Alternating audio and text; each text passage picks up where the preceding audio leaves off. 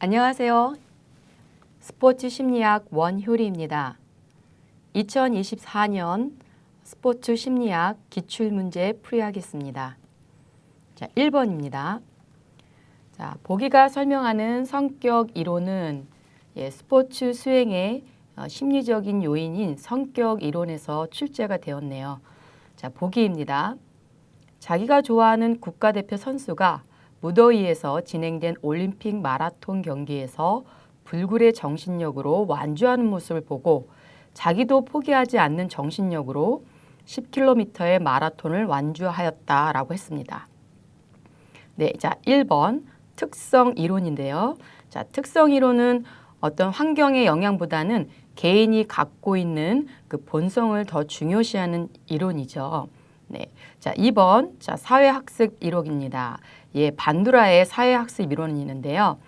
자, 인간은 어떠한 상황 속에서도 어떤 다른 사람의 행동을 모방하고 또 그 관찰함으로써 인지 과정을 학습하는 이론이에요. 자, 그래서 보기가 설명하는 것은 사회학습 이론입니다. 다음 3번 욕구 위계 이론. 욕구 위계 이론은 머슬러의 그 어떤 인간의 내적 요구에서 체계에서 결정되고 5가지 욕구가 위계적으로 존재한다는 이론이에요.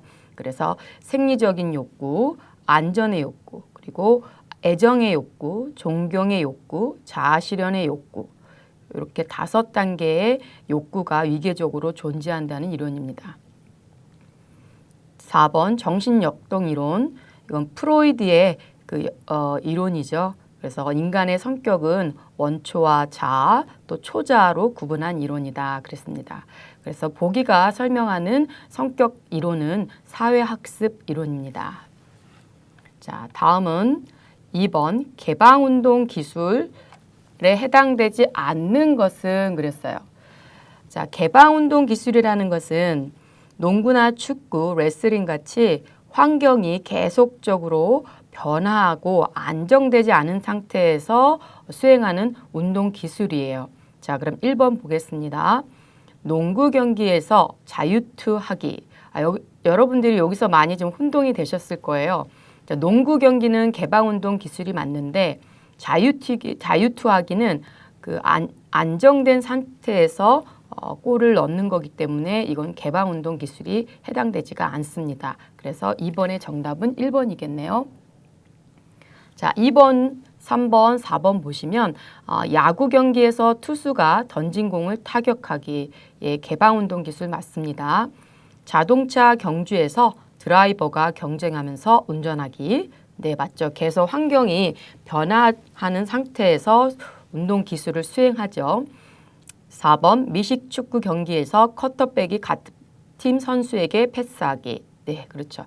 자, 그래서 2번은 정답이 해당되지 않는 것은 1번입니다. 자, 3번. 자, 기역, 니은에 들어갈 개념을 나열한 것은 그랬어요.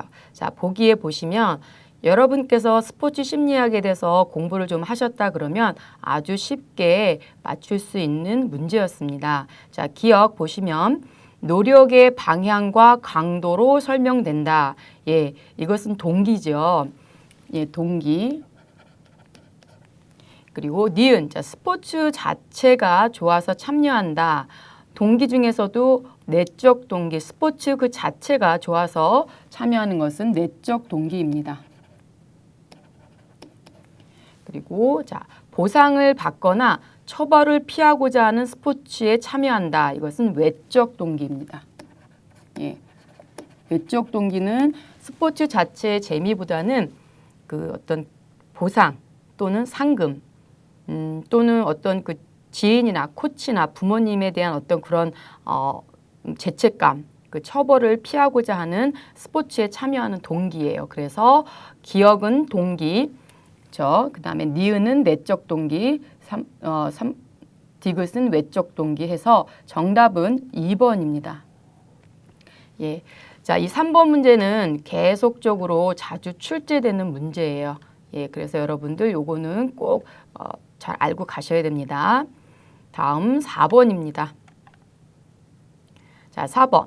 보기의 기억 니은에 들어갈 정보 처리 단계를 바르게 나열한 것은 요 4번 문제도 아주 지속적으로 출제되는 문제인데요. 운동 제어 체계입니다.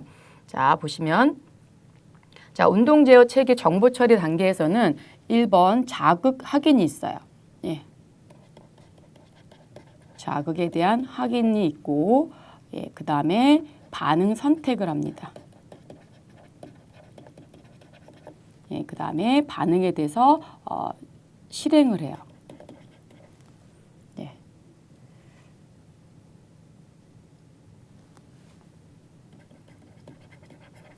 예, 요 단계가 그 정보 처리 단계라고 할 수 있는데요. 자, 그래서 이 자극 확인, 즉 이게 감각 지각 단계라고 할 수 있거든요. 감각 지각 단계라는 것은 그 어떤 환경에 대한 정보에 대해서 자극에 대해서 탐지를 하고 그다음에 그거에 대한 유형에 대한 인식 기능을 하는 거예요. 예, 그다음에 반응 선택은 그거에 따라서 내가 어떤 의사 결정을 할 것인지를 하는 것이 반응 선택. 그리고 반응 실행은 그 운동 체계를 조직하는 단계입니다.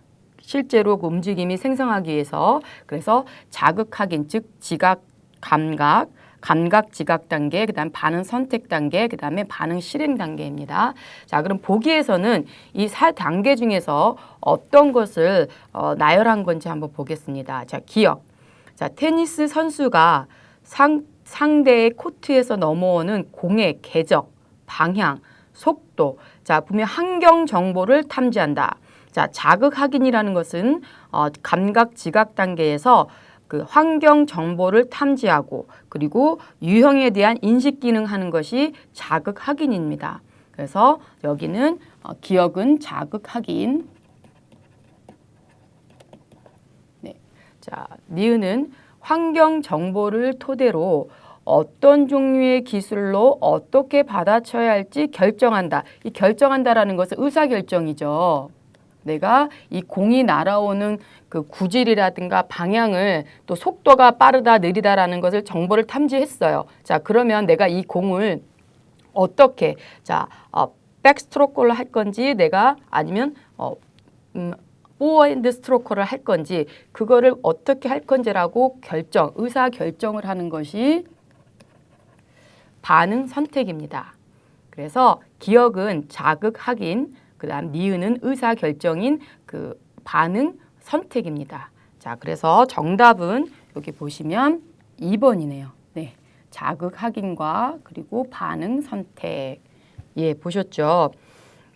자, 4번 문제는 운동 제어 체계 단계에서 아주 자주 나오는 문제입니다. 그러니까 여러분 요거 꼭 알고 넘어가셔야 됩니다. 다음 5번입니다.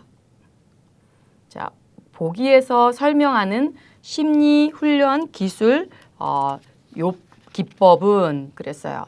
자, 심리 훈련 기술 훈련 기법입니다. 자, 심리 기술 훈련 기법은 신체 이완 기법이 있고 그리고 인지 기법이 있는데요. 자, 보겠습니다. 자, 보기. 멀리 뛰기에 도움닫기에서 파울을 할 것 같은 어떤 부정적인 생각이 드네요.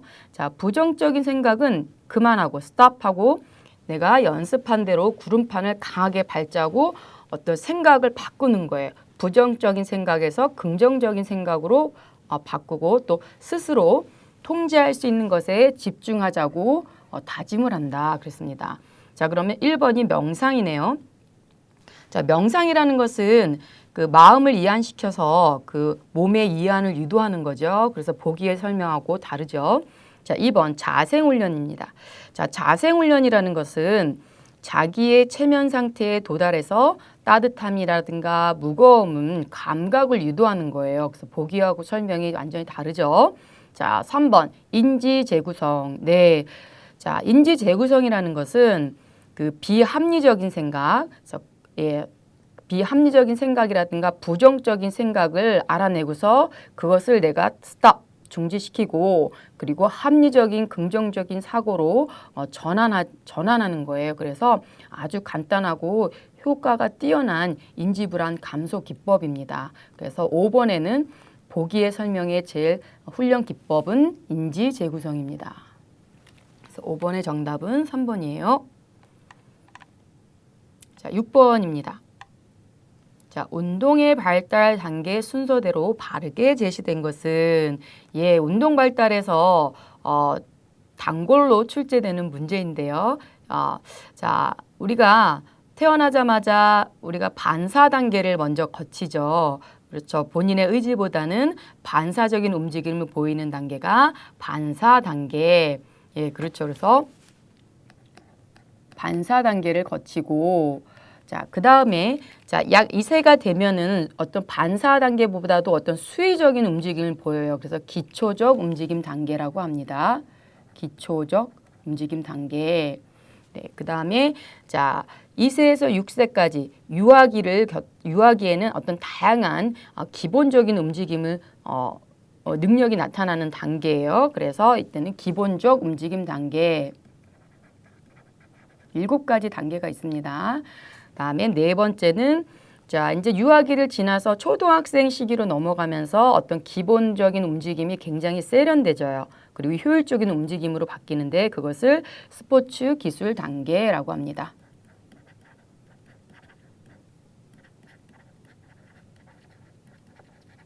네. 그다음에 5번째로는 어떤 그 청소년기, 이제 초등학생기를 넘어서 그 다음에 성장, 청소년기에 있던 질적, 양적으로 가장 급격한 발달이 일어나는 시기다. 그래서 이때는 성장과 세련 단계입니다. 이때는 청소년기예요. 성장과 세련 단계.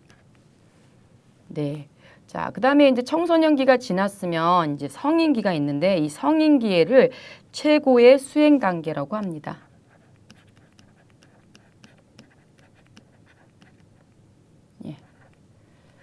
자, 최고의 수행 단계가 있은 다음에 자, 그 다음에 이제 우리가 최고가 있으면 다시 또 퇴보하는 단계가 있겠죠. 운동 발달은 그렇습니다. 서서히 갔다가 마지막에는 퇴보하는 단계. 네. 그래서 갤러유가 제시한 단계가 요 7개 단계거든요. 그래서 반사 단계, 기초적 단계, 기본 움직임적 단계, 스포츠 기술 단계, 성장 세련 단계, 최고의 수행 단계, 퇴보 단계. 자, 그러면 요 한번 보겠습니다. 여기에서 정답은 3번. 자, 반사 단계, 기초 단계. 그다음에 기본 움직임 단계, 스포츠 3번이네요. 그렇죠? 네.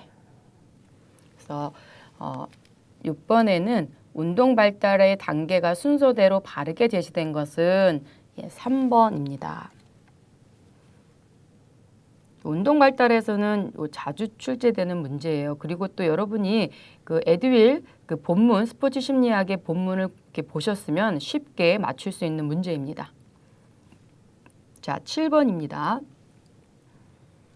자, 반두라가 제시한 4가지 정보원에서 자기 효능감에 가장 큰 영향력을 미친 것은 7번 여기 자기 효능감, 반두라의 자기 효능감인데요. 이 문제도 아주 자주 출제되는 문제입니다. 자, 자기 효능감이라는 것은 자기가 어떤 성공을 반복을 통해서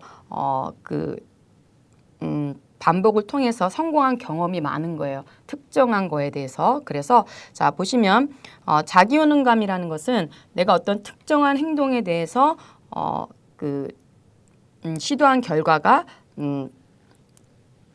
자주 그거에 대한 자기 효능감이에요. 그래서 예를 들면 그냥 자신감은 일반적으로 다 잘하는 걸 자신감이라고 포괄적으로 얘기하지만 자기 효능감이라는 것은 내가 그 특정한 운동, 즉 내가 잇몸일으키기를 30분 안에 한 1분 안에 한 30번 정도 할 수 있다.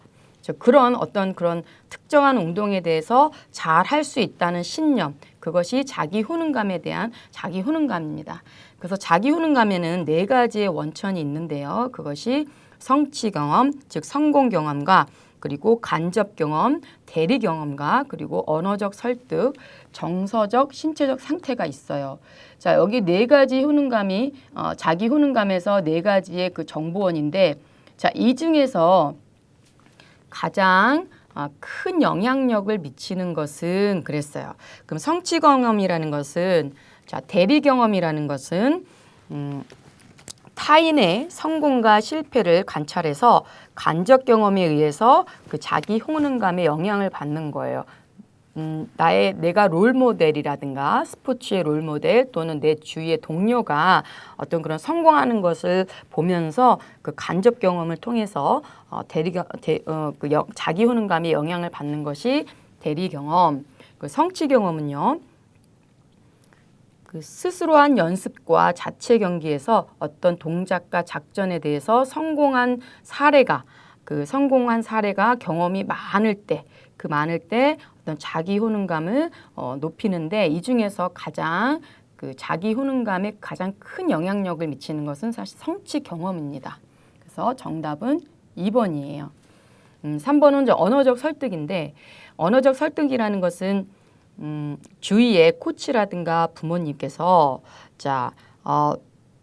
너는 그 어떤 수행을 잘 할 수 있다는 그 말을 자주 들음으로써 자기 효능감이 향상된다는 의미입니다. 자, 정서적, 신체적 상태는 어떤 신체적, 정신적 컨디션이 좋으면 자기 효능감이 높아진다는 뜻이에요.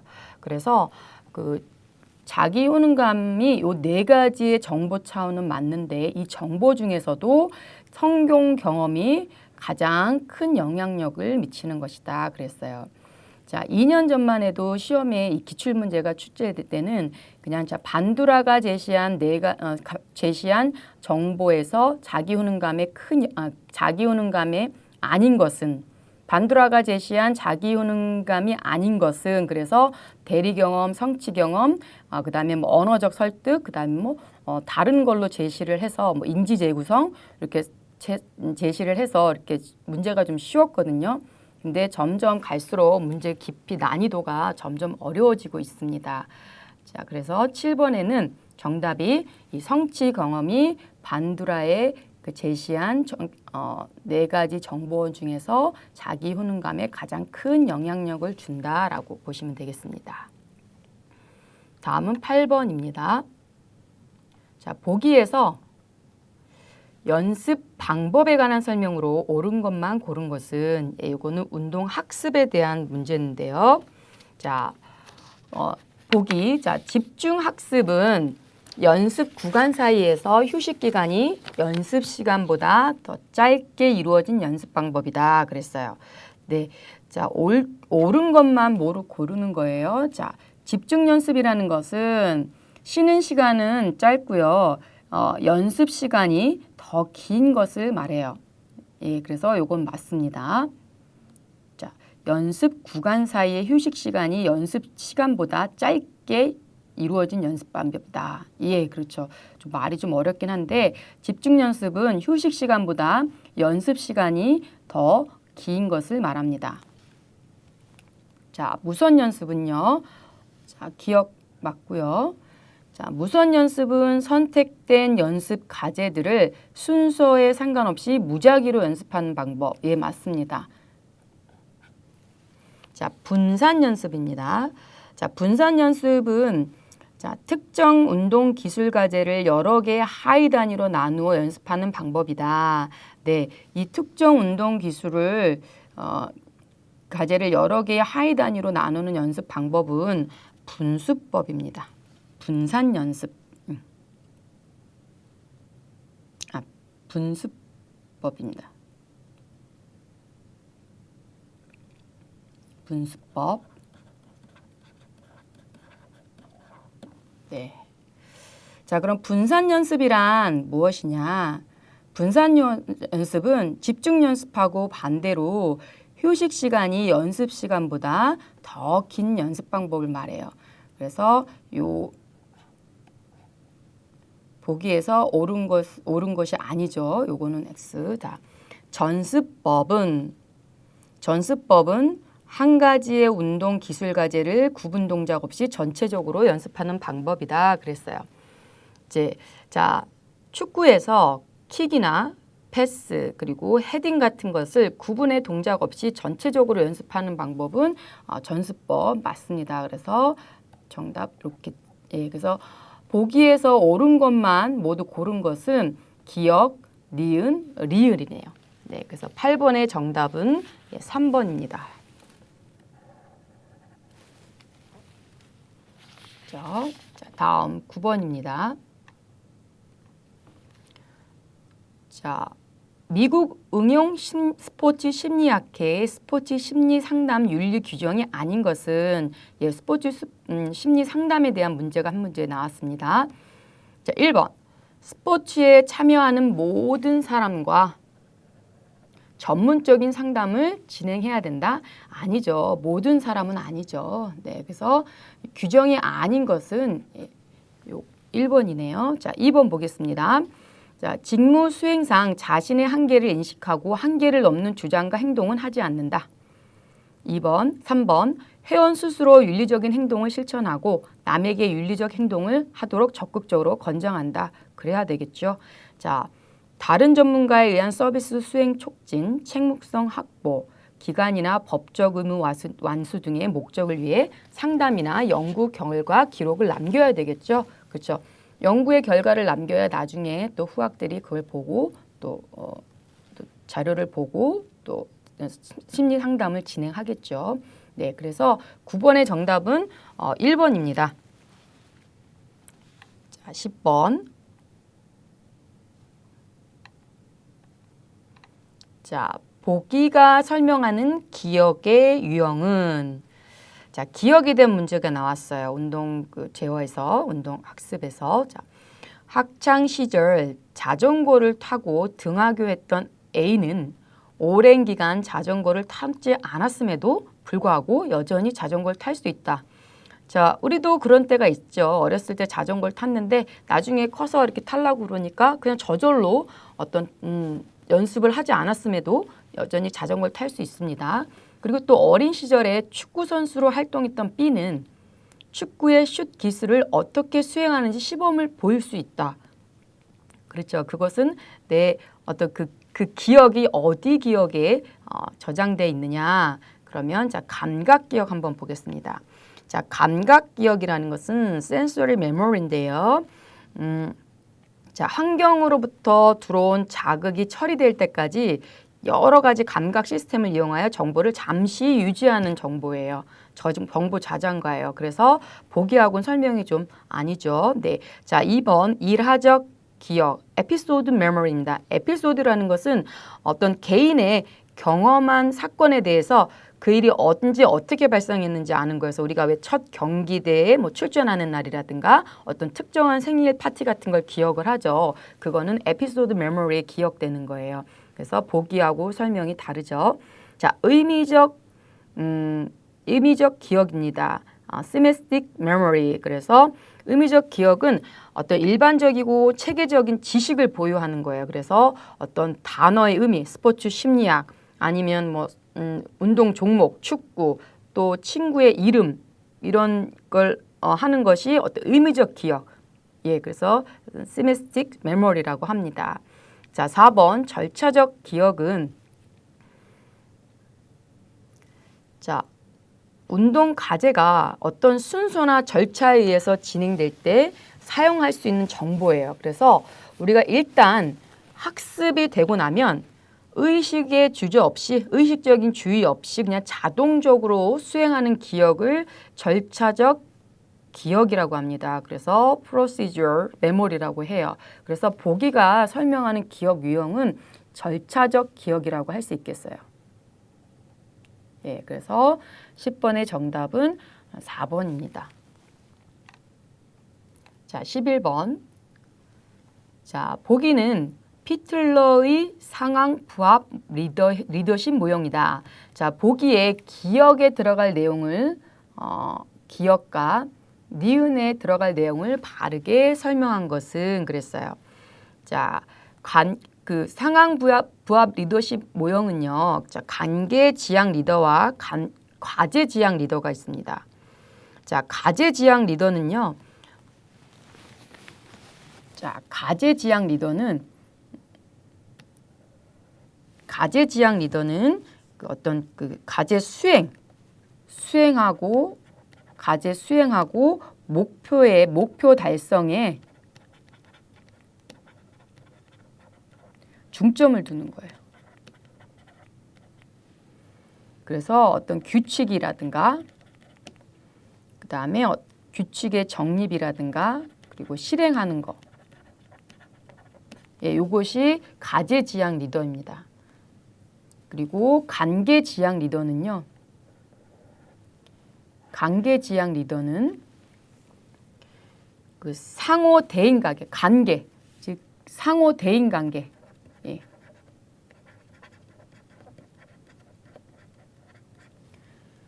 를 화목하고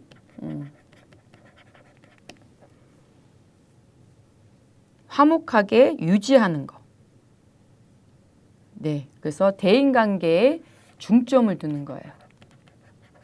예, 그래서 가제지향하고 그 관계지향하고는 좀 다르죠. 자, 그랬을 때 그 통제 상황을 보는 거예요. 자, 그래서 가제지향은요. 보시면 가제지향은 어떤 그러니까 통제 사항이 아주 낮을 때 그리고 통제 사항이 아주 높을 때, 예. 아주 유리하거나 아주 불리할 때 이것이 가제지향 리더입니다.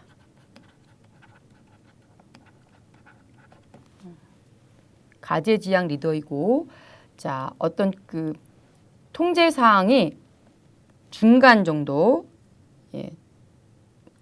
지향 리더가 유리하지도 불리하지도 않은 요 중간 상태를 아주 효과적인 관계는 요것은 관계지향 리더입니다.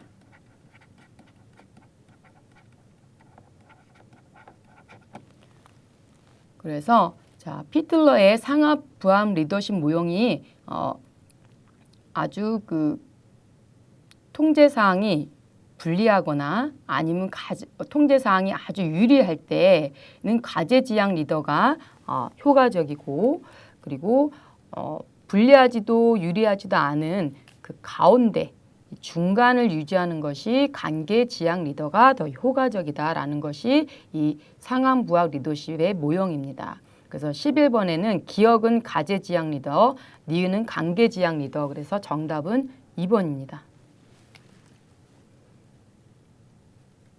네, 자, 다음 12번. 자, 운동 학습에 의한 인지 역량에 대한 설명으로 옳지 않은 것은 그랬어요. 자, 인지 역량이라 그러면은 어떤 정보를 받아들여서 그것을 빨리 인출하는 것을 말하죠. 자, 그래서 자, 보시면 1번. 자, 정보를 처리하는 속도가 빨라진다. 그렇죠. 이거는 정보에 관한 인지 역량에 관한 설명이죠. 자, 2번 주의 집중 역량을 활용하는 주의체계 역량이 좋아진다. 그렇죠. 2번도 인지 역량에 대한 설명입니다. 3번 운동 과제의 수행의 수준과 환경의 요구에 대한 근골격계 기능이 효율적으로 좋아진다. 그랬어요.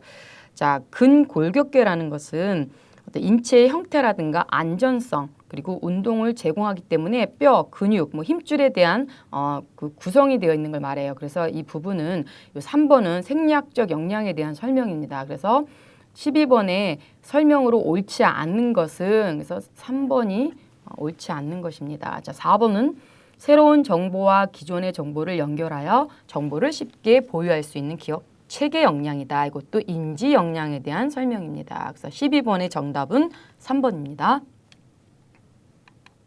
자, 13번. 자, 보기는 아이젠의 계획 행동 이론이다. 자, 보기에 기억 니은에 들어갈 개념을 바르게 나열한 것은 자, 운동심리 이론이 출제가 되었습니다.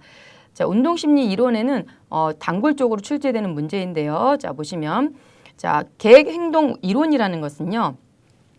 합리적인 행동 이론에서 의도에 따라서 행동을 예측한다는 결정적 요인으로 보는 합리적 행동 이론에다가 거기다가 추가적으로 행동 통제 인식이라는 것을 추가한 것이 계획 행동 이론이에요. 자, 그래서 보시면 자, 합리적 행동 이론은 어떤 그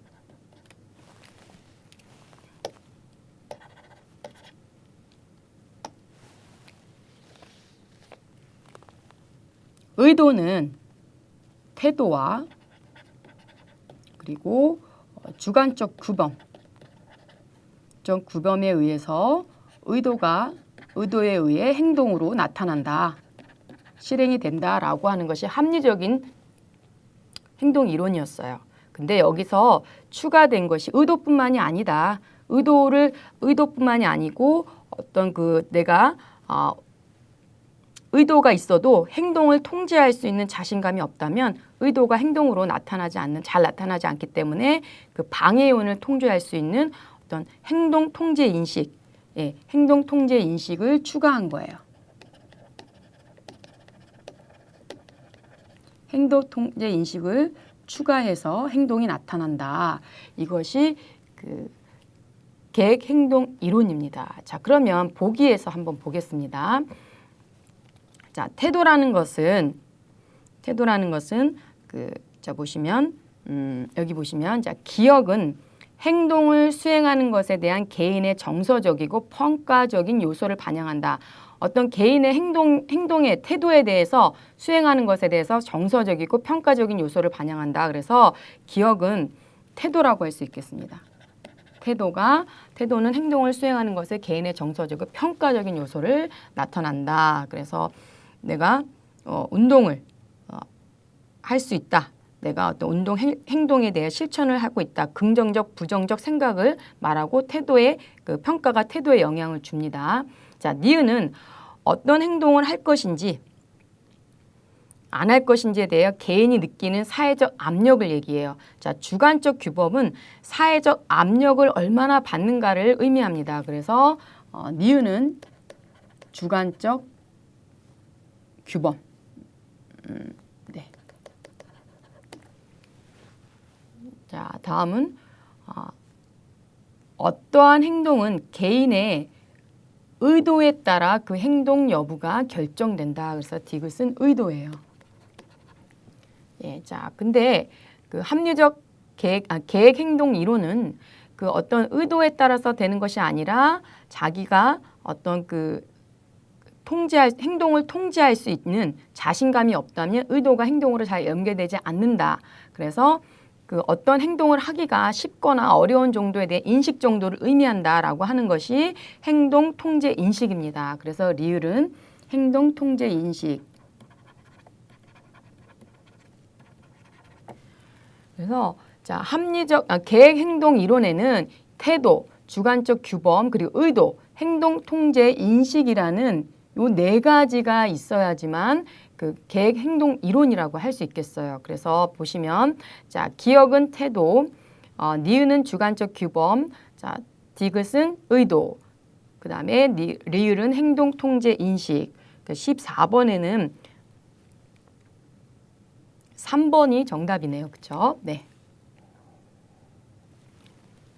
그래서 그 아이젠의 계획 행동 이론은 이렇게 태도, 주관적 규범, 그리고 의도, 행동 통제 인식 이걸 꼭 알아두셔야 됩니다. 예. 자, 다음 14번. 자, 정보 처리 제어에서 나왔네요. 자, 보기에서 정보 처리 이론에 관한 설명으로 옳은 것만 모두 고르시오. 자, 정보 처리 이론이라는 것은 반사 이론 다음에 어떤 그 능동적인 처리가 하고 또 인지적인 것이 필요하다. 그래서 정보 처리 이론은 인간을 능동적인 정보 처리자로 설명한다. 그렇죠. 맞죠? 자, 도식 이론은 기억의 흔적과 지각의 흔적의 방향 작용으로 움직임이 생성하고 제어된다고 설명한다. 아니죠. 자, 도식 이론은 그 폐쇄회로, 그러니까 회상도식, 빠른 움직임의 개방회로 이론과 그리고 제인도식의 느린 움직임, 폐쇄회로의 이론을 가정했을 때 그 도식 이론이 나타나죠. 그래서 이거는 옳다고 할 수 없겠습니다. 자, 다음 개방회로 이론은 대뇌 피질에 저장된 운동 프로그램으로 통해 움직임을 생성하고 제어한다고 설명한다. 예, 맞습니다. 개방하니까 우리가 예를 들어서 피아노 연주자가 그 연주를 했을 때 어떤 악보를 보고 하는 것이 아니라 이미 대뇌 피질에 그 저장된 운동 프로그램에 의해서 움직임을 생성하고 제어한다고 설명하는 것이 그 예라고 할 수 있겠습니다. 그래서 디귿은 맞습니다. 자, 리을.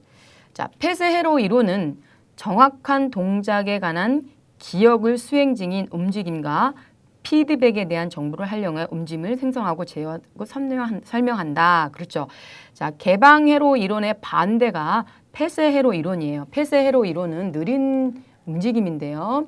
자, 피아니스트가 그 연주회를 할 때 그 손에 악보도 보지 않고 손가락으로 계속 연이어서 쭉 연주를 하잖아요. 그것은 어떤 개방회로 이론, 즉 빠른 움직임, 대뇌 피질의 운동에 의해서 저장돼서 그것을 빠르게 움직임을 하는 건데, 자, 우리가 처음에 운동을 배울 때 어떤 그 피아노를 배울 때 도, 레 이것을 하고 그 다음에 다시 피드백을 받아서 다시 실행을 하고 그 다음에 다시 피드백을 받아서 다시 실행을 하고 그런 것이 느린 움직임, 정확한 동작에 대한 기억을 수행 중일 때 그것이 폐쇄회로 이론입니다. 그래서 정보처리 이론에 관한 설명으로 옳은 것은 그랬을 때 기억, 그 다음에 디귿, 리을이 맞습니다. 그래서 보시면 14번에는 4번이 정답이네요. 다음은 15번. 보기에 기억 디귿에 들어갈 개념을 바르게 나열한 것은 이거는 사회적 촉진에 대한 설명인데요. 자, 보기. 자, 타인의 존재가 그 과제 수행에 미치는 영향을 말한다. 그랬어요. 자, 이것은 사회적 촉진이라고 할 수 있겠습니다.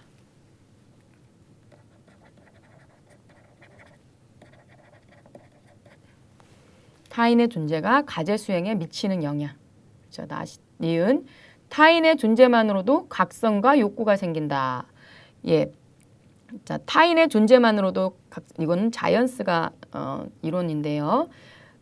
그냥 단순 존재 간설이죠. 예, 타인의 존재만으로도 각성과 욕구가 생기는 거니까 단순 존재 가설.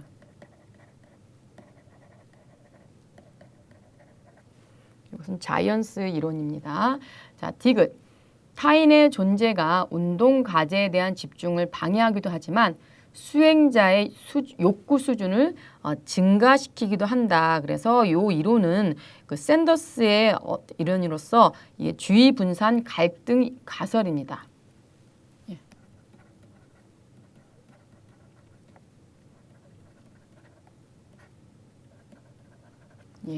그래서 기억은 사회적 촉진, 타인의 존재가 과제 수행에 미치는 영향을 말하고 타인의 존재만으로도 각성과 욕구가 생기는 것은 단순 존재 가설, 그리고 타인의 존재가 운동 과제에 대해서 집중을 방해하기도 하지만 또 수행자의 욕구 수준을 증가시키기도 한다. 그랬어요. 주의 분산 갈등 가설. 그래서 15번의 정답은 1번입니다.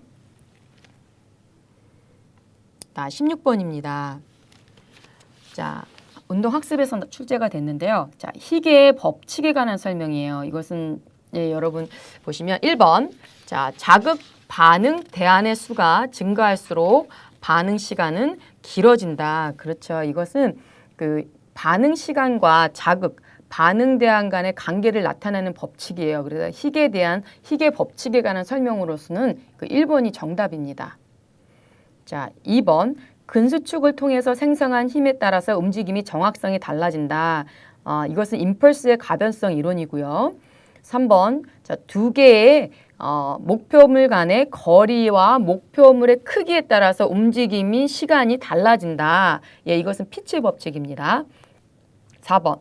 자, 움직임의 속력이 증가하면 정확도가 떨어지는 속력, 정확성 상쇄 현상이라고 나타난다. 예, 이것은 속도 정확성 상쇄 현상입니다. 그래서 희귀의 법칙에 관한 설명은 1번 이 정답입니다. 자, 17번. 자, 보기의 기억에 들어갈 용어는 자, 심상에 대한 문제가 나왔네요. 자, 복신 선수가 상대의 펀치를 맞고 실점하는 장면이 계속 떠오르는 거예요. 자, 이 선수는 어떤 심상 중에서 어떤 것을 높이는 훈련이 필요할까요? 일단 자, 그 복신 선수의 상대 펀치를 맞았어요. 그럼 실점하는 장면이 계속 떠오르면은 부정적인 생각이 들겠죠. 자, 그것을 어떤 심상에 대한 조절력을 통해서 그 긍정적인 생각을 높이는 훈련이 필요하겠죠. 예, 그래서 정답은 심상 조절력이에요. 내적 심상이라는 것은 수행자의 관점에서 그 어떤 수행 장면을 상상하는 거고, 외적 심상이라는 것은 관찰자의 관점에서 수행 장면을 상상하는 거예요. 자, 심상에 대한 선명도라는 것은 그 떠올리는 이미지를 선명하게 뚜렷하게 해서 심상 효과가 더 좋고 감각을 더 많은 감격을 활용하게 할수록 하는 이미지가 선명해지는 것이에요. 그래서 여기에 들어가는 용어는 심상 조절력이라고 할 수 있겠어요. 심상 조절력이라는 것은 긍정적 이미지를 떠올리고 또 긍정적인 효과가 발생하는 원하는 이미지로 떠올릴 수 있도록 심상을 조절하는 거예요. 예, 그래서 이 부정적인 생각을 계속 떠오르니까 이것을 긍정적인 이미지를 떠올려서 긍정적인 효과로 발생할 수 있도록 그 원하는 이미지로 조절할 수 있는 것이 심상 조절력입니다. 예, 그래서 17번의 정답은 3번. 자, 18번입니다.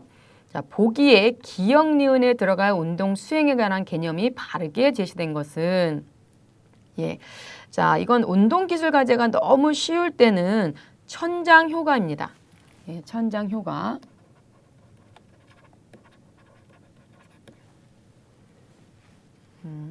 그래서 셀링 이펙트라 해서 천장 효과라는 것은 그 어떤 그 운동 기술 과제가 너무 쉬울 때 그 점수가 분포된 범위가 다 최고점, 상한점, 천장 쪽으로 다 몰리는 경향을 천장 효과라고 해요.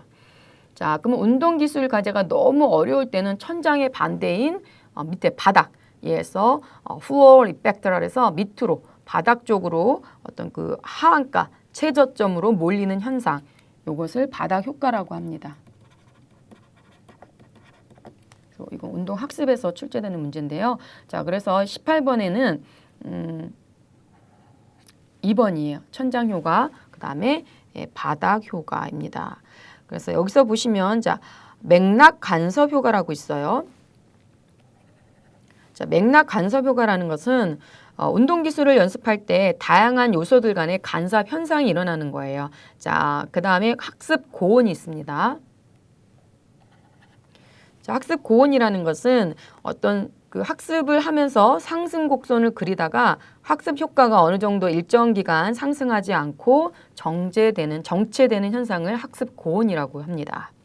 네, 그래서 자, 18번에는 그 천장 효과와 바닥 효과, 그래서 정답은 2번입니다. 19번. 자, 보기에서 운동 실천을 위한 환경적 영향 요인으로 모두 고르시오. 보기에서 자, 실천 환경적 영향 요인을 보겠습니다. 지도자도 외부 환경적 요인이겠죠. 자, 교육 수준은 이건 개인적 특성입니다. 개인적 요인이겠죠. 예, 그 다음에 운동 집단 이것도 환경적 영향 요인이고요. 자, 사회적 지지 이것도 환경적 요인입니다. 그래서 19번의 정답은 기역, 디귿, 리을. 그래서 정답은 4번이겠네요. 네.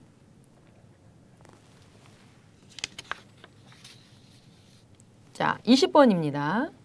자, 보기가 설명하는 개념은 자, 농구 경기에서 수비수가 공격수의 첫 번째 페이크슛. 자, 페이크슛이라는 것은 속임수를 의미해요. 속임수. 예. 자, 농구 경기에서 수비수가 공격수의 첫 번째 페이크슛 동작을 반응하면서 바로 이어지는 두 번째 실제 슛 동작에 제대로 반응하지 못하는 현상이 발생한다. 네, 자, 이것은 심리적 불응기입니다. 심리적 불응기라는 것은요, 먼저 제시된 자극에 대해서 반응을 수행하고 있을 때, 그래서 다른 자극이 제시될 경우에는 두 번째 자극에 대한 반응이 느려지는 현상을 의미해요. 그래서 20번에는 정답이 4번입니다. 예, 심리적 불응기. 그래서 자, 그러면 스트룹 효과 한번 보겠습니다. 자, 스트룹 효과는 일치하지 않는 자극을 보고 그리고 그 자극을 실행할 때와 그 일치하는 자극을 보고 실행할 때보다 반응 시간이 늦어지는 현상을 말한다. 그래서 자, 일치하지 않는 자극, 즉, 자, 빨간색 종이에 파랑이라고 쓰여놓고 그 자극, 자, 빨간색 종이라고 말을 해야 되는데 그 파랑이라고 쓰여져 있어요. 그때 그 자극을 실행할 때와 자, 일치하는 자극, 빨간색 종이에 빨강이라고 쓰여 있을 때 그 말하는 그 실행할 때는 반응 시간이 늦어지는 현상이다. 그것이 스트룹 효과예요. 자, 내가 일치하지 않는 자극을 보고 그 자극을 실행할 때, 또 일치하는 자극을 보고 실행할 때보다 반응 시간이 늦어지는 현상, 그것이 스트룹 효과입니다. 자, 무주의 맹시. 자, 무주의 맹시라는 것은 보이지 않는 고릴라라는 그 아주 유명한 실험이 있는데요. 시선이 특정한 위치에 향하고 있지만 주위의 다른 곳에 있어서 눈이 향하는 위치의 대상이 지각되지 못하는 현상을 의미합니다. 자, 지각 협소와 운동 수행 시에 각성 수준이 높아져서 주의를 기울일 수 있는 폭이 점차 좁아지는 현상을 말해요. 그래서 우리가 왜 초보자가 운전 연습을 할 때, 시내 연수를 할 때 그 어떤 그 지각이 협소화가 돼가지고 앞으로만 보고 가잖아요. 다른 거를 볼 수가 없잖아요. 그런 것이 지각 협소화라고 할 수 있겠습니다. 그래서 자, 20번의 그 보기가 20번은요. 그 운동 제어에서 출제되는 문제인데 아주 자주 출제되는 문제입니다. 자, 그러니까 여러분들도 이 20번 문제를 마지막으로 풀어봤습니다. 자, 스포츠 심리학 2024년 기출문제 함께 풀어봤습니다. 수고하셨습니다.